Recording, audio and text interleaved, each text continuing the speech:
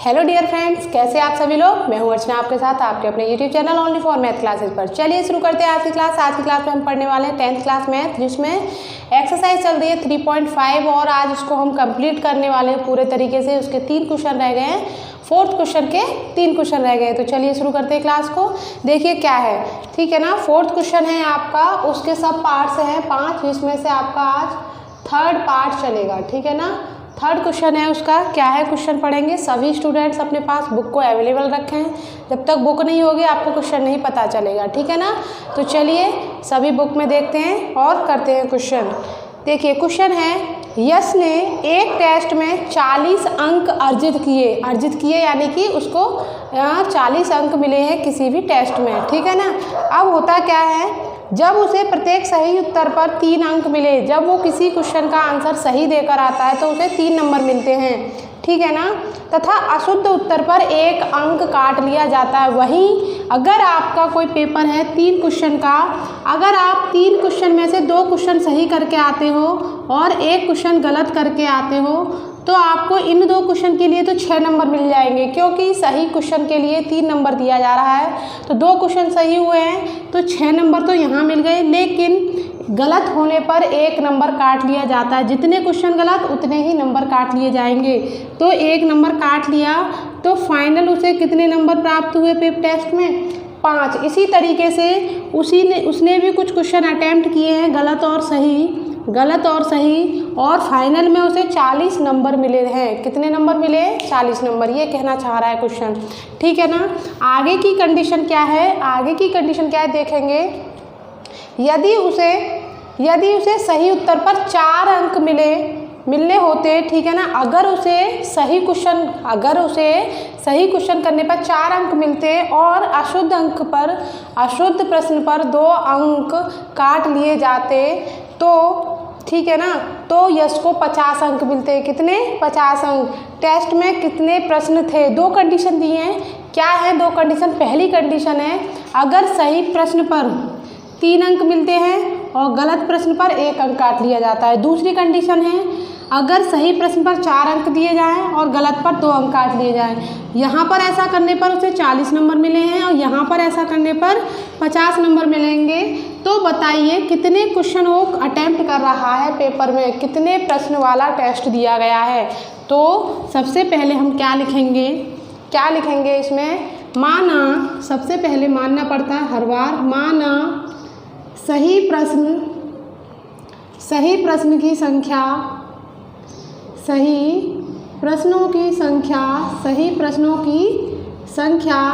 x है तथा गलत प्रश्नों की संख्या y है। हमने मान लिया कि सही प्रश्नों की संख्या x तथा गलत प्रश्नों की संख्या y है। तब आपका प्रश्न के अकॉर्डिंग चलेंगे, प्रश्नानुसार, ठीक है ना, अकॉर्डिंग टू क्वेश्चन, ओके, ठीक है ना। अकॉर्डिंग टू क्वेश्चन क्या होगा? अकॉर्डिंग टू क्वेश्चन कि हर सही क्वेश्चन के लिए 3 नंबर दिया जाता है। यानी कि अगर x की जगह पर मैं 1 रखूं तो सही क्वेश्चन के लिए 3 नंबर, अगर x की जगह पे 2 रखूं तो सही क्वेश्चन के लिए 6 नंबर, अगर x की जगह पे 3 रखूं तो यानी कि हर सही क्वेश्चन के लिए 3 नंबर दिया जाता है। तो इसीलिए जितने क्वेश्चन होंगे सही वाले उतने ही नंबर यहाँ से हो जाएंगे, क्योंकि मैंने 3 का मल्टीप्लाई कर दिया है।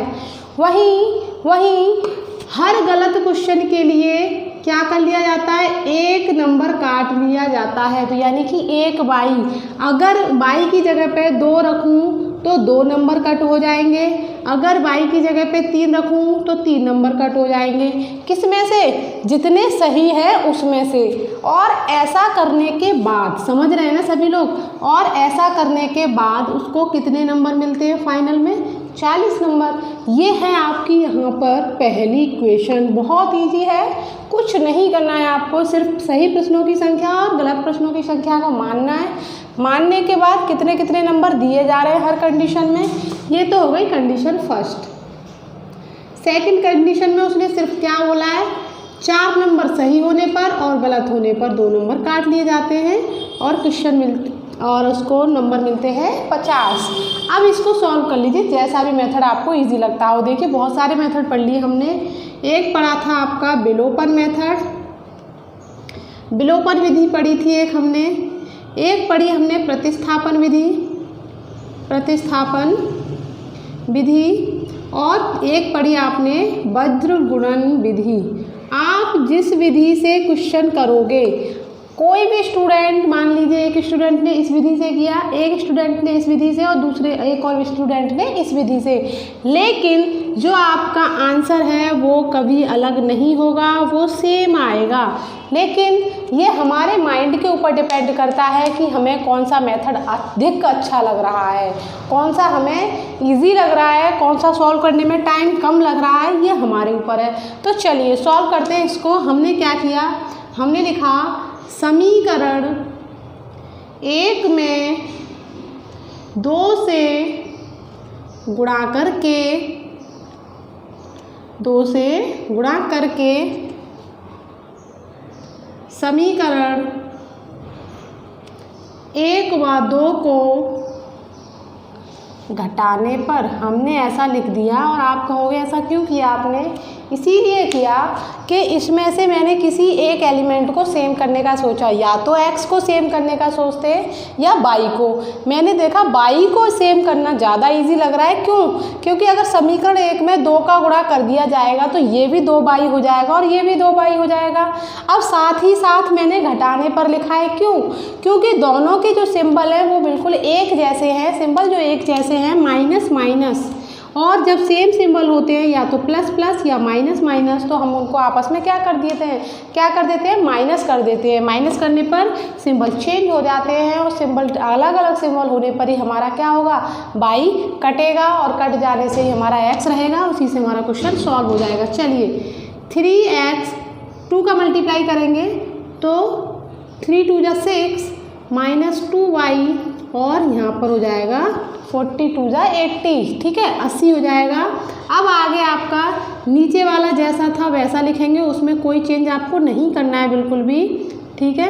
अब माइनस करिए। देखिए माइनस करने का मतलब है सिंबल का चेंज होना। जो भी सिंबल दे रखे हैं, जैसे माइनस, ये प्लस और ये माइनस, ठीक है ना। अब देखिए क्या होगा आपका, यहाँ से बाई कैंसिल हो गया, ठीक है, बाई बचा ही नहीं है।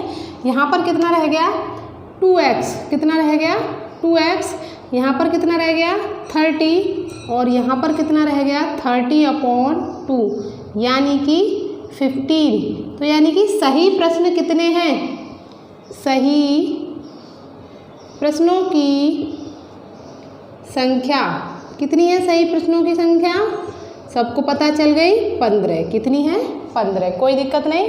अब चलिए बाई की वैल्यू निकालते हैं। तो बाई की वैल्यू निकालने के लिए आप क्या लिखोगे, ठीक है, x का मान किसी भी एक समीकरण में लिखने के लिए बोलेंगे। x का मान समीकरण 1 में रखने पर, ठीक है ना, कोई दिक्कत नहीं है किसी को, आराम से रख दीजिए। 3x माइनस बाई बराबर 40, ठीक है। तो 3 गुणा x का कितना आया है 15 माइनस बाई बराबर 40, माइनस बाई यहाँ पर 45 बराबर 40। जब बाई बराबर कितना आ जाएगा, यहाँ से 5 आ जाएगा। सबको समझ में आया? ये 40 इधर आ गए, 45 में से 40 माइनस होंगे, 5 बच गया, बाई इधर आ गया। तो गलत प्रश्नों की संख्या कितनी आई, गलत प्रश्नों की संख्या कितनी आई है, 5। कितनी आई है, गलत प्रश्नों की संख्या कितनी आई है, 5 आई है। अब आपको यहाँ पर आंसर क्या देना है, उसने पूछे हैं पेपर में कुल कितने प्रश्न थे, तो आपको सिर्फ इतना काम करना है, कुल प्रश्न बराबर 15 + 5। 15 सही क्वेश्चन किए उसने, 5 गलत किए, कुल मिलाकर पेपर में 20 प्रश्न थे। अगर आप कहोगे क्या ये क्वेश्चन मेरा सही हुआ है या गलत हुआ है, तो आप कैसे चेक कर सकते हो, आप ये देखना कि 15 सही क्वेश्चन और 5 क्वेश्चन गलत करने पर क्या 40 नंबर मिलेंगे पहली कंडीशन के अकॉर्डिंग। तो देखते हैं, अगर 15 क्वेश्चन सही किए थे तो प्रत्येक क्वेश्चन के लिए 3 नंबर मिल रहा था, तो 45 नंबर यहाँ से मिल गए। और दूसरी कंडीशन में 5 क्वेश्चन गलत होने पर 1 नंबर काटा जा रहा था हर एक प्रश्न के लिए, हर एक प्रश्न के लिए, तो 5 नंबर काट लिए जाएंगे और 45 में से जब 5 माइनस होंगे तो 40 बचेंगे, तो यानी कि क्वेश्चन हमारा सही है। दूसरी कंडीशन के लिए भी चेक कर सकते हो, अगर 15 क्वेश्चन के लिए 4 नंबर दिए जाए सही होने पर तो 60 नंबर मिल जाते, लेकिन वहीं 5 क्वेश्चन गलत होने पर आपके 2 नंबर काट लिए जाते, तो 5 दूनी 10 और जब 60 में से 10 माइनस होंगे तो 50 नंबर मिलते। तो यहाँ पर भी आपको देखा होगा आपने कितने नंबर मिल रहे हैं, 50 नंबर। तो ये आपकी जांच हो गई, जांच यानी कि वेरिफिकेशन कर लिया आपने कि मेरा क्वेश्चन सही है या नहीं।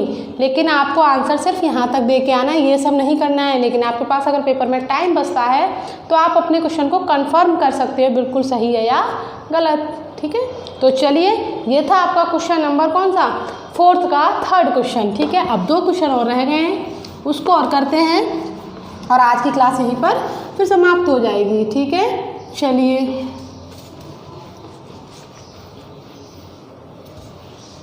क्वेश्चन नंबर 4th पर आते हैं। क्या है क्वेश्चन नंबर 4th? चलिए क्वेश्चन नंबर 4th को पढ़ेंगे। एक राजमार्ग पर 2 स्थान A और B हैं। कोई एक राजमार्ग है, कोई एक रोड है। ठीक है, कोई भी रोड ले लीजिए जैसा भी आप चाहो। एक राजमार्ग है, नेशनल हाईवे है। ठीक है, अब उसमें क्या कह रहा है कि दोनों के बीच की जो डिस्टेंस है 100 किलोमीटर की दूरी पर है। ठीक है, 2 स्थान हैं, एक स्थान A है, एक स्थान B है और उनके बीच की जो डिस्टेंस है वो कितनी है, 100 किलोमीटर। ठीक है, आगे क्या कह रहा है, एक कार A से, एक कार जो है यहाँ से स्टार्ट होती है, एक कार यहाँ से चलना शुरू होती है, एक कार यहाँ पर है। ठीक है, जाएंगी कैसे ये भी पता करेंगे। एक कार यहाँ पर है और एक कार B पर है। ठीक है, आगे क्या कह रहा है, यदि ये कारें भिन्न भिन्न चालों से एक ही दिशा में चलती हैं तो वे 5 घंटे पश्चात मिलती हैं। कहने का मतलब है जब ये कारें एक ही दिशा में चलती हैं, यानी कि ये भी इधर जा रही है और ये भी इधर जा रही है, जाने के साथ साथ ये कारें कहीं जाकर मिलती हैं 5 घंटे बाद, आफ्टर 5 आवर, यानी कि ये कुछ ज़्यादा स्पीड से आ रही होगी। कहने का मतलब है आप यहाँ पर समझ चुके हो कौन सी कार ज़्यादा स्पीड से आ रही होगी, ए कार, क्योंकि ये इससे पहले से ही 100 किलोमीटर पीछे खड़ी हुई है और यहाँ से इसके साथ आएगी और 5 घंटे बाद ये दोनों एक ही जगह होंगी। जब ये एक ही दिशा में चल रही हैं तो कितनी देर बाद मिल रही हैं, 5 घंटे बाद। आगे की कंडीशन है जब ये विपरीत दिशाएं में चलेंगे, विपरीत दिशाओं का मतलब है ए ने तो यहाँ से शुरू कर दी डिस्टेंस और बी ने यहाँ से, और ऐसा करने पर ये 1 घंटे बाद ही मिल जा रही है। कितने घंटे बाद, 1 घंटे बाद। तो इस क्वेश्चन को कैसे करेंगे, सबसे पहले हम क्या मानेंगे, माना ए स्थान से चलने वाली कार की चाल x किलोमीटर प्रति घंटा है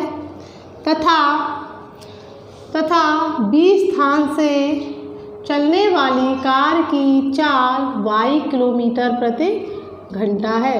ये हमने चाल मान ली दोनों की। तो ध्यान से सुनिए, प्रश्न के अकॉर्डिंग क्या कंडीशन बनती है।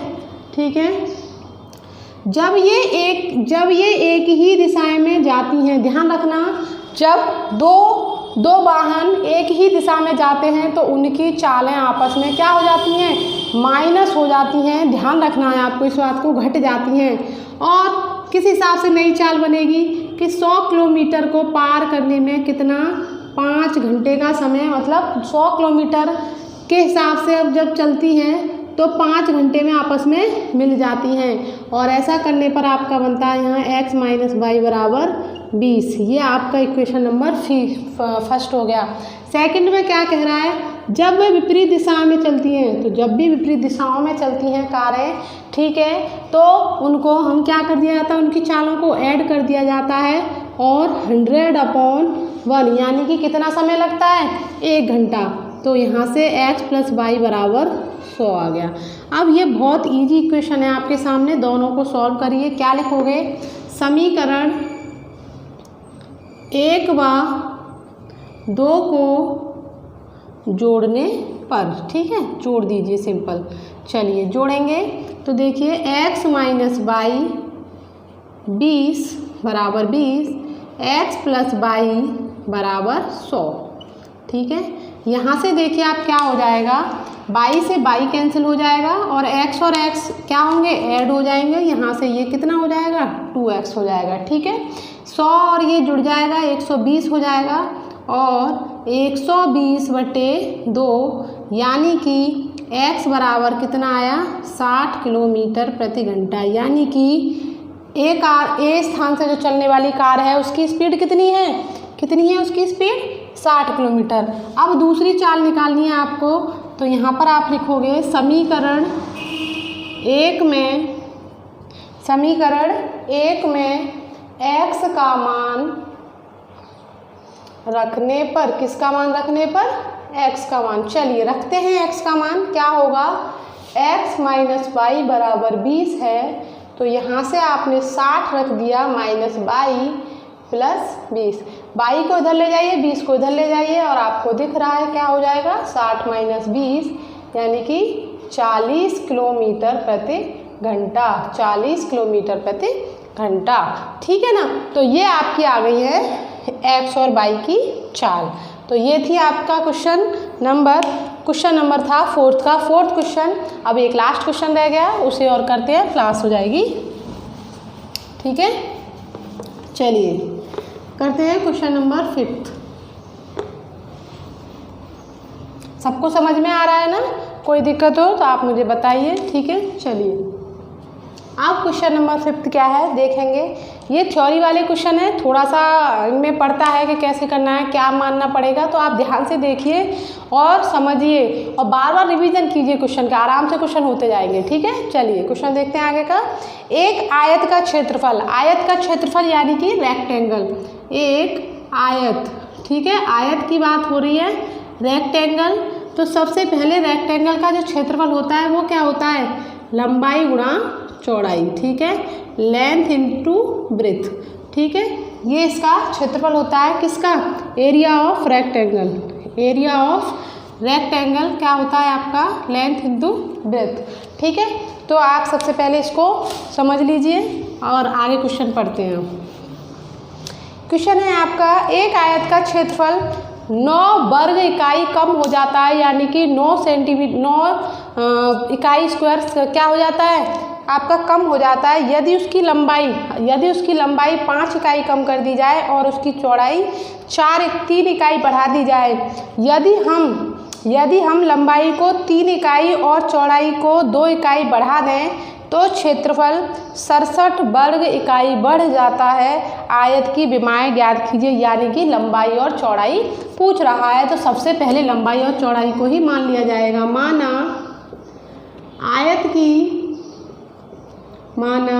आयत की लंबाई x मीटर यानी कि x इकाई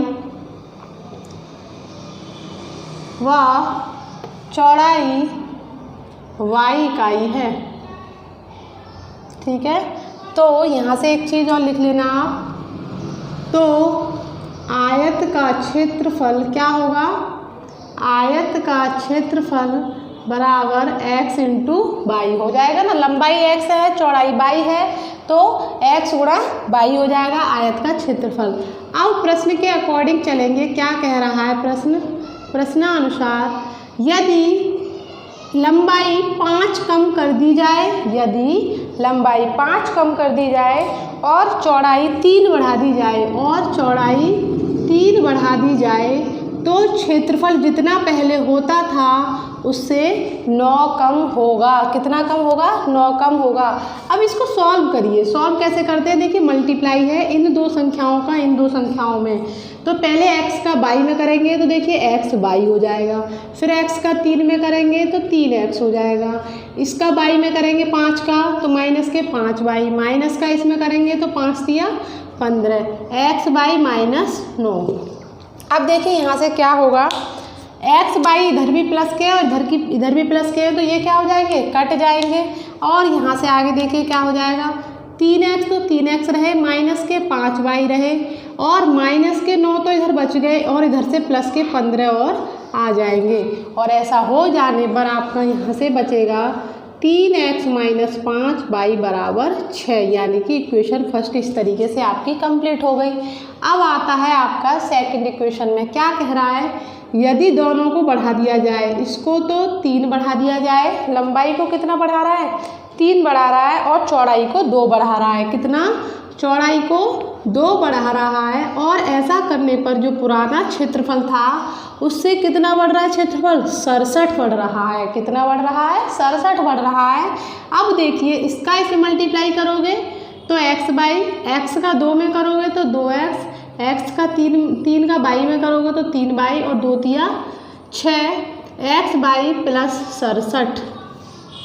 यहाँ भी उसी तरीके से बिल्कुल सिंपल, एक्स वाई से एक्स वाई कैंसिल हो जाएगा और यहाँ बचेगा आपका 2x प्लस 3y और 67 माइनस 6, 67 माइनस 6 और 2x प्लस 3y बराबर 61। ये आपका आ गया सेकंड इक्वेशन। अब आप इसको सॉल्व कर लीजिए जैसे करते आ रहे हैं हर बार की तरह। तो सॉल्व करेंगे तो आप कोई सा भी मेथड आप यूज कर सकते हो। तो हमने क्या किया, समीकरण एक में किससे कर दीजिए, 3 से तथा समीकरण 2 में 5 से गुणा करके जोड़ने पर, जोड़ा क्यों है, क्योंकि सिंबल डिफरेंट है बाई के। तो चलिए इसमें करते हैं 3 का, इसीलिए गुणा किया है मैंने, 3 का गुणा करने से 15 हो जाएगा, 5 का 3 में करने से तब भी 15 हो जाएगा, तो 22 सेम हो जाएगा और 22 सेम होने से क्वेश्चन पूरा सॉल्व हो जाएगा। चलिए तो 3 का गुणा करिए, 3 दिया 9x, 3 पंजे 15, 22 और 3 6 18, कोई दिक्कत नहीं। चलिए 5 का करते हैं, इसमें 5 दूनी 10x माइनस 5 दिया 15 22 और 5 का यहाँ पर करोगे तो 5 एकन 5 और 5 6 30 और जोड़ दीजिए, क्या बोला गया है, जोड़ने के लिए। तो जोड़ेंगे, यहाँ पर देखिए प्लस है ये वाला, ठीक है। अब सबसे पहले बाई को हटा दीजिए, बाई को हटा दीजिए, हटा दिया।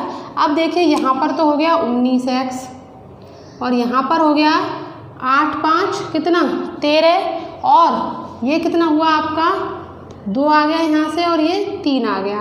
अब यहाँ से देखिए x बराबर 32 3/19। अब इसको सॉल्व कर लीजिए, डिवाइड करेंगे, देखिए इस तरीके से फटाफट से डिवाइड कर लीजिए या फिर वैसे ही काट लीजिए। 19 से 19 एक बार गया, अब यहाँ से कितना बच गया, 12 में से 9 गया 3 और यहाँ से 1, तो देखिए कितना होता है 133, ठीक है। 7 से सही है ना, 7 9 63 और 7 1 7 और 6 13, तो यानी कि 17 बार कट गया, कितना x बराबर कितना आ गया आपका 17, यानी कि आपकी लंबाई कितनी है, उसकी कितनी है लंबाई 17 इकाई, ठीक है। अब आपका समीकरण 1 में रख दीजिए इसका मान। समीकरण 1 में हर बार जिस तरीके से कर रहे हैं, x का मान रखने पर, समीकरण 1 में x का मान रखने पर, चलिए रखते हैं। समीकरण 1 लीजिए 5y बराबर 6, 3 × 17 माइनस 5y बराबर 6, 17 × 51 माइनस 5y बराबर 6, 5y इधर ले जाइए, 6 इधर ले आइए तो क्या हो जाएगा, 5y बराबर 51 माइनस 6 और y बराबर हो गया आपका 45/5। देखिए 51 में से 6 जाएंगे, 45 बचेगा, नीचे 5 आ जाएगा और 5 निम 45, यानी कि 9 इकाई। कितना आया आंसर, 9 इकाई। बाई का मान कितना आया, 9 इकाई। एक्स का मान कितना आया, 17 इकाई। तो यही पूछा था, लंबाई और चौड़ाई बताइए। तो यहाँ से आपको लंबाई कितनी मिली है 17 और चौड़ाई कितनी मिली है आपको 9, ठीक है ना। अब आपका ये होता है यहाँ पर क्वेश्चन कंप्लीट। तो ये थी आपकी एक्सरसाइज 3.5 जिसका एक एक क्वेश्चन मैंने बहुत ही अच्छे तरीके से आपको कराया है। तो प्लीज़ आप भी पूरे ध्यान से, पूरी मेहनत से सभी क्वेश्चन को कीजिए और कोई भी दिक्कत आ रही है तो आप मुझे बताइए। आज एक्सरसाइज 3.5 ख़त्म हो चुकी है, कल नई एक्सरसाइज शुरू होगी। तो मिलते हैं नई एक्सरसाइज के साथ, और साथ ही साथ हमारे चैनल को लाइक, शेयर और सब्सक्राइब करना ना भूलें। ठीक है, ज़्यादा से ज़्यादा शेयर करें, ज़्यादा से ज़्यादा छात्रों के पास इन क्लासेस को पहुंचाइए। ठीक है ना। तो चलिए करते हैं आज की क्लास यहीं पर समाप्त। धन्यवाद।